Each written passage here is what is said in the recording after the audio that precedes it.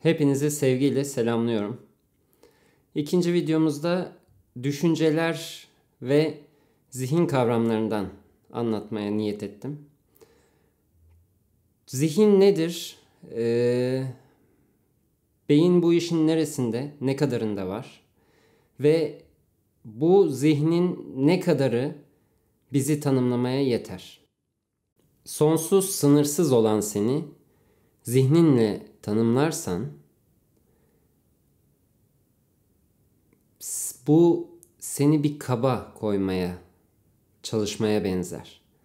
Ve sen hiçbir kaba sığamayacak olansın. Ruhun sonsuzluğundan gelip burada bir filmi deneyimleyen ve hayatın tadını çıkarmak için burada var olansın. Ve eğer sen düşünceleri sahiplenir ve ben bu düşüncelerim dersen, her seferinde kendin için bir sınır yaratmış olursun. Çünkü belli düşünceleri sahiplendiğinde ve ben buyum dediğinde, ben böyle düşünüyorum dediğinde, ben bu düşüncelerim dediğinde aslında daima değişen ve dönüşen hayatı belli bir kalıba sokmaya çalışırsın. Ve daima hayat neşeyle dönüşürken, varoluş sonsuz mucizelerini sürekli sunuyorken, sen zihninde dönenler çerçevesinde bir hayat yaşar ve onu yaratırsın. Ve yarattığın bu hayatı da sadece düşüncelerinde, zihnindeki düşüncelerle geçirirken gözünün önünde var olan güzelliği kaçırırsın.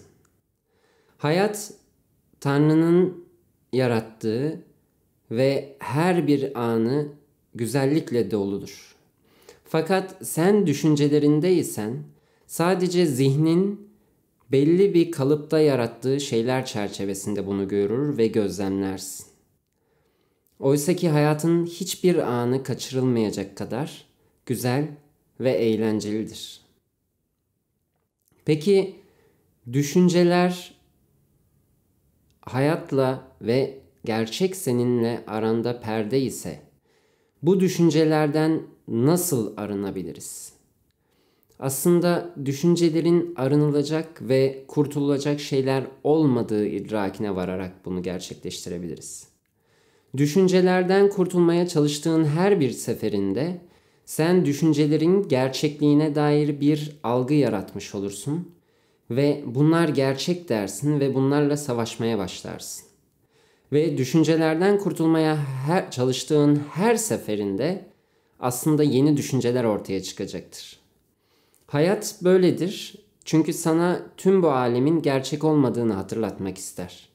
Sen neyden kaçarsan senin ona karşı tepkini bırakana kadar senin üzerine gelecektir.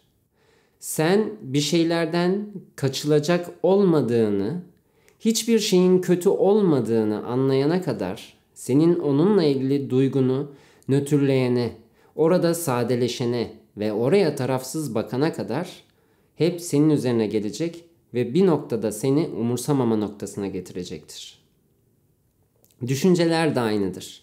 Eğer sen düşüncelerden arınmalıyım diye bir düşüncelerden kurtulmalıyım dersen, bu sefer düşünceler aslında kötü olmadıklarını göstermek için artarak devam edecektir. Ve zihnin bir süre sonra düşüncelerle dolar ve sen artık ne düşündüğünü bile ayırt edemez, zihninde bir sürü seslerin dolaştığı ve onlarla mücadele ederken bulursun kendini. Aslında düşüncelerden arınmak ya da zihni sessizleştirmek için tek yapılması gereken şey, onlarla kendini özdeşleştirmeyi bırakıp izlemeye başlamaktır. Düşünceleri izleme cesaretini göstermektir. Evet, ilk başta tamamen zihinle özdeşleşmiş ve zihin tarafından bir sürü senaryonun üretildiği bir zihin için oturup gözlemlemek başta zor olabilir, korkutucu olabilir. Fakat onların sen olmadığını ve sadece onların senin alanında belirdiğini idrak eder ve bu niyetle oturup kendi sessizliğinde zihninde dönenleri taraf tutmadan ben böyle düşünüyorum, ben böyle düşünüyorum, ben buyum demeden sadece belli bir alanda beliren düşüncelermiş gibi, seninle hiç ilgisi yokmuş gibi izlemeye başlarsan bir süre sonra hepsi kendiliğinden susacaktır. Bu bir kaçış değildir. Çünkü düşünceleri çözümleme ihtiyacı, düşünceleri çözümlemeliyim, burada bir sorun var diyen de zihindir. Aslında bu da bir düşüncedir. Çünkü hayatta çözümlenecek hiçbir şey yoktur. Sadece yaşanacak anlar vardır. Tadı çıkarılacak bir filmdir bu hayat. Fakat sen bir şeyleri çözümlemeye ve bir şeyleri sorun olarak gördüğün sürece hayat sana istediğini verecek, yani problem çıkaracaktır. Varoluş böyledir. Her şey senin isteğine göre şekillenir ve her şey senin isteklerine hizmet etmek için var olur. Eğer sen bir şeyleri sorun olarak görürsen ve ben bu sorunu çözmeliyim dersen, o sorunu çözersin fakat yeni bir sorun belirir. Çünkü senin ana isteğin içsel olarak bir şeyler çözmektir ve bu da güzeldir ve Tanrı'nın sana hizmet eder, hayat sana hizmet eder, sana devamlı çözülecek sorunlar çıkarır. Ve sen çözdüğün her bir sorunla içsel olarak ne kadar kendini bu sorunların içinde boğuluyor hissetsen de bir şekilde mutlu olursun. Fakat bu mutluluk kısadır. Gerçek mutluluk senin ruhunun sonsuzluğundan gelir. Ruhunun sonsuzluğundan kaynaklanır. Ve bu da ancak hayatı yaşamakla ortaya çıkar. Hayatı da düşünceler sessizleştiğinde, sadece tanık olduğunda gerçek mutluluk belirir. Çünkü varoluşunun amacı budur. Tanık olmak. Bu hayata tanık olmaktır.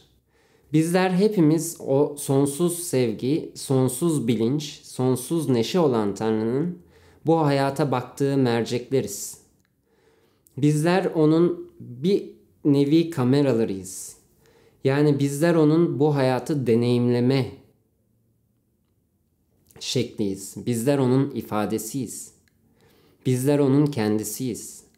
Ve bu hayatın tadını çıkarabilmek için sadece tanık olmak ve hayatı izlemek yeterlidir. Eğer düşünceler sessizleşip sadece tanık olma haline geçebilirsek, senin gerçek potansiyelin seninle daha fazla ifade bulur ve sen full potansiyelinle hayatın içinde neşeyle akan olursun. Düşünceler gökyüzündeki bulutlar gibidir. Geçip giderler. Fakat gökyüzü bakidir. Hep oradadır. Ve sen kendini ben bulutum dediğin her seferinde sınırlandırıp bir kaba koymuş olursun. Halbuki sen sonsuz olan gökyüzüsün. Düşünceler seni sen yapan değildir. Düşünceler sen olan sonsuz bilincin içinde belirenlerdir. Adeta pop-up gibi bir anda belirlerler. Senin odağını ona çekmeni beklerler. Eğer sen odağını ona çevirirsen, yani gözünü o düşünceye dikersen, o senin hayatında bir fraktal gibi artarak devam eder. Sen odağını o düşünceye vermez isen, burada başka bir düşünce belirir ve bu sefer odağını ona verdiğinde o düşünce şekillenir. Düşünceler zihin tarafından, beyin tarafından üretilmez. Beyin oluşan ve ortaya çıkan sonsuz bilincin içinde sonsuz varyasyonuyla ortaya çıkan fikirlerin istediğin yönlerini deşifre etmene sağlar. O halde senin deşifre ettiğin, yani senin zihninde beliren bir düşüncenin orada kalıp kalmamasına sen karar verebilirsin.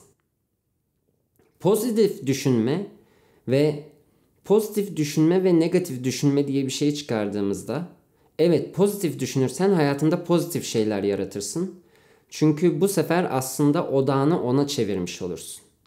Yani beliren pozitif düşüncelere odağını vermiş olursun. Fakat sen bir şeye iyi dediğinde diğer negatif uç da belirir. Çünkü hala taraf tutuyorsundur. Bu iyi, bu kötü diyorsundur ve Sen bir şeyi pozitif düşündüğünde elbet negatif düşünce de gelecektir.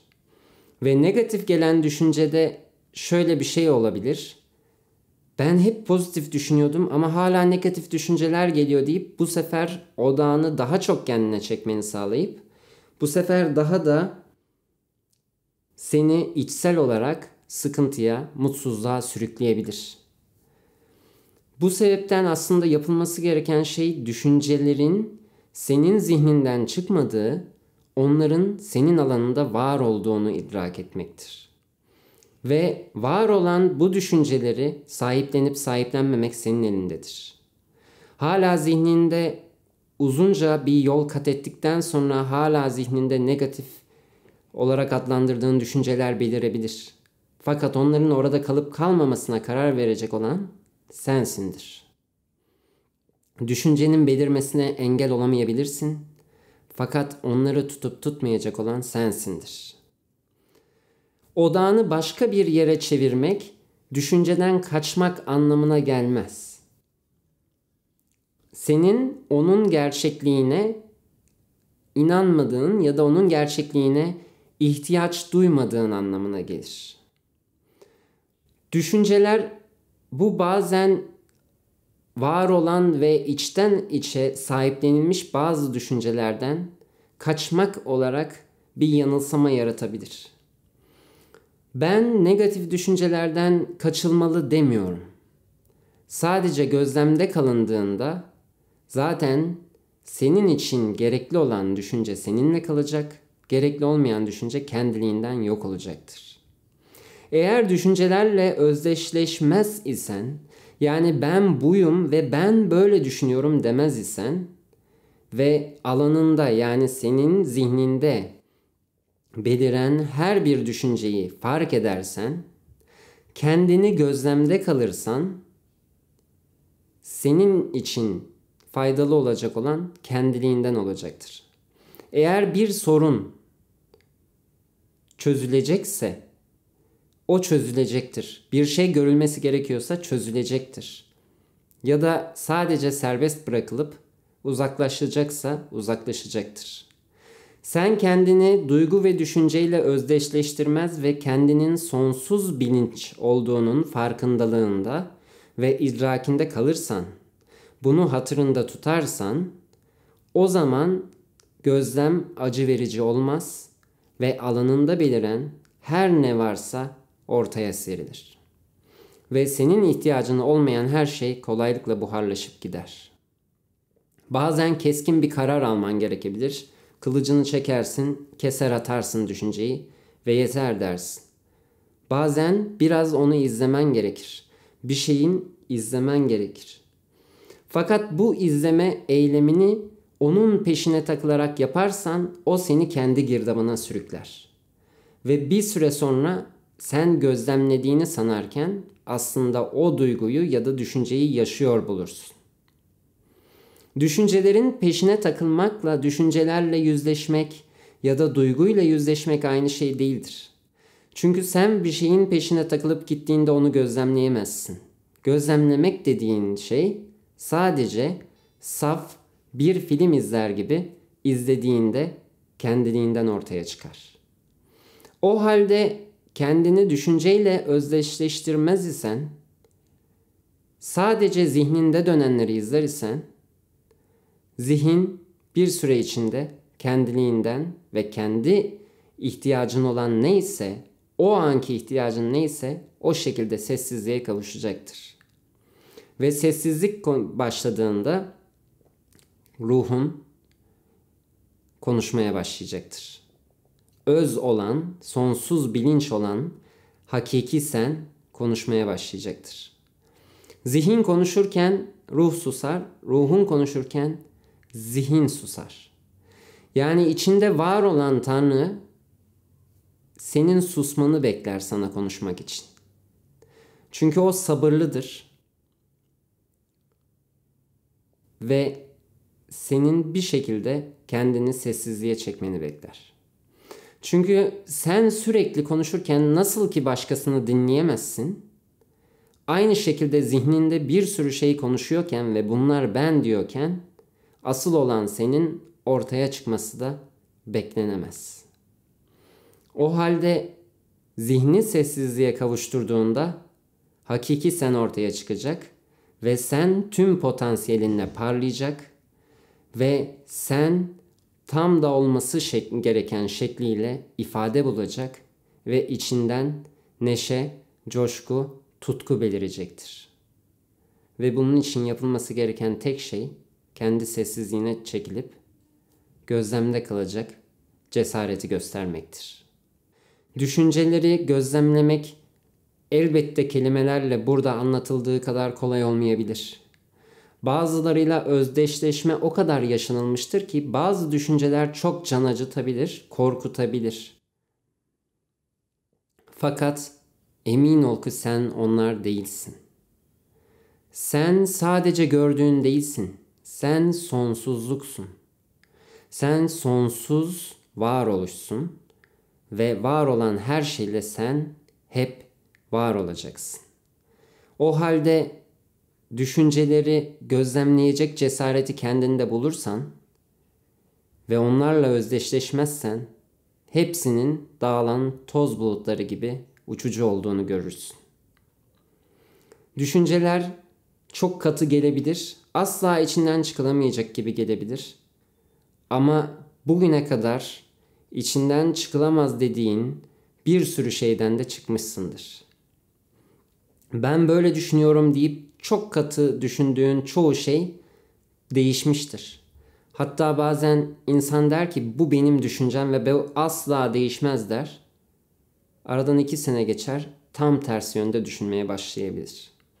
Çünkü düşüncelerin doğası değişmektir. Hayatın doğası değişmektir. Değişmeyen tek bir şey de vardır. O da senin sonsuz, içinde yer alan özündür. Çünkü o tüm bu hayal aleminin ötesinde olan, bu hayali kuran sonsuz Tanrı'nın kendisidir. Hepinizi koşulsuz sevgiyle selamlıyorum. Kalbiniz ferah, zihniniz berrak olsun. Sevgiyle.